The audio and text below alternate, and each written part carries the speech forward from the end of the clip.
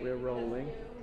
Dr. King, you've issued your accountability ratings today for Region 1, and the results are in. Things are going very well, but you started in May, so unfortunately you can't really take the credit, correct? Right, that's correct.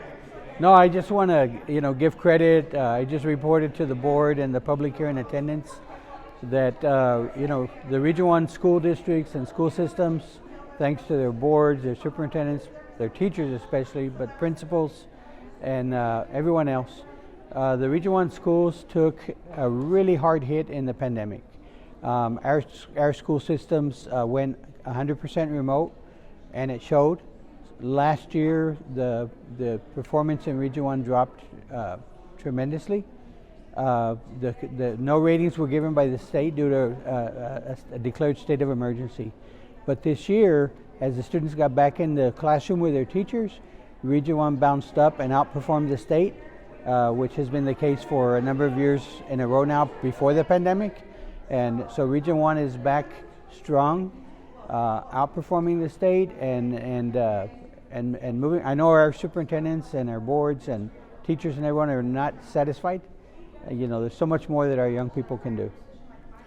In the commentary, different members here, superintendents, board members commented on these results, and I was struck by something by the committee member Ruben Cortez, who said he'd had a discussion with the TEA Commissioner, Yes. Morath, who had said, and I had heard this as well, that at a retreat on the island for Region 2, he had said that Region 1 used to be number 1 for math, and it had dropped to the bottom. Right. And according to member Cortez, Morath told him it's going to take you years to get back. Right.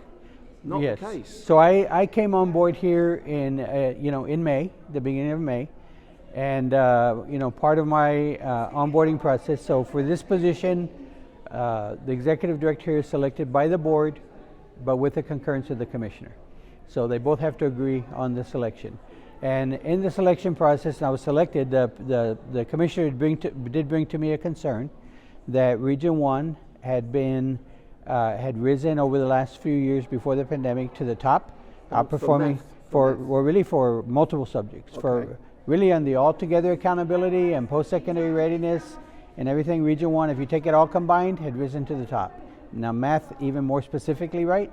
But on all the performance indicators or in the performance as a whole, in 2021, there were no scores given, but if they would have, Region 1 had dropped all the way from number 1 to number 20. Bottom. This year with 21-22, our students back in the classroom with dedicated teachers, hardworking principals, superintendents, board members, determined to provide the best for those students. Region 1 has risen back again to basically overall be a state leader. And so the rebound has been tremendous. And what do you put this down to? I put it down to that I think in our community, in our culture, our teachers, our principals, our school boards don't make excuses about young people. There were some headlines around the state that communities of poverty didn't do as well on the rebound and on their scores, but Region 1 was an exception to that. And I attribute a lot of that to the fact that a good number of our teachers, a good percent of our teachers, were in the same shoes as those students. Low-income family, immigrant, migrant, first generation, college going, etc. And so when they look at the students, they see themselves. And so they teach them the way they would have wanted to be taught. And if they feel like they didn't always get the best, then they want to make sure they get the best. If they think they did get really outstanding instruction, they want to make sure they pass that on. That's true of our principals, our superintendents, our board members. And so I think here there's a culture that's kind of come up that, there may be communities where students like ours are seen as maybe, more challenging, whatever. Here, those students, I think the way our teachers look at it is those students are us. And so we teach them the way we would want to be taught. And so as a result, I imagine you're getting folks from all over the country still showing up to ask how you do it. Yes, we've already gotten calls from both school districts and at the service center from media outlets, state level, saying how do y'all do this in Region 1? And you know, it's been going on for at least a couple of decades where Region 1 schools get visited by school people and politicians from all over the state and even outside of the state. And of course, with the pandemic, visits kind of went away. But I'm sure that our schools are going to be getting a lot of people coming to see them, trying to understand. And one of the things that I'll really comment on, yes, it's teaching strategies, yes, it's content knowledge, yes, it's all of those things. But I would suggest that probably a lot of those things districts everywhere are really working on. The secret sauce that I think that we have, like I said, is that our teacher looks at that student and sees himself, and teaches them as if it was the way they would want to be taught, or as we had a superintendent here say, the way I want my son to be taught. And so I think, to me, that's the real, and it actually starts in the home, you know. And I think another thing in this region, I think we have less of the divisiveness.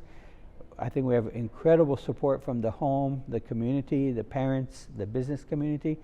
So there's a lot of value that's seen in the schools, and there's a lot of partnership. Our schools partner with each other, they learn from each other, they share with each other.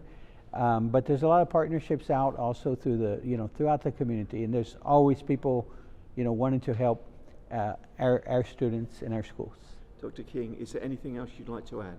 Just want to congratulate all the school systems in Region 1 for a great performance, the leadership, especially those classroom teachers that are right in there with those students, right where the rubber meets the road, facing the day-to-day challenge that, sometimes we at home, sometimes it's a challenge with their own children when they're little or when they become a teenager. So there's your classroom teacher dealing with a good number of those. Elementary, they might be dealing with 20 or 30.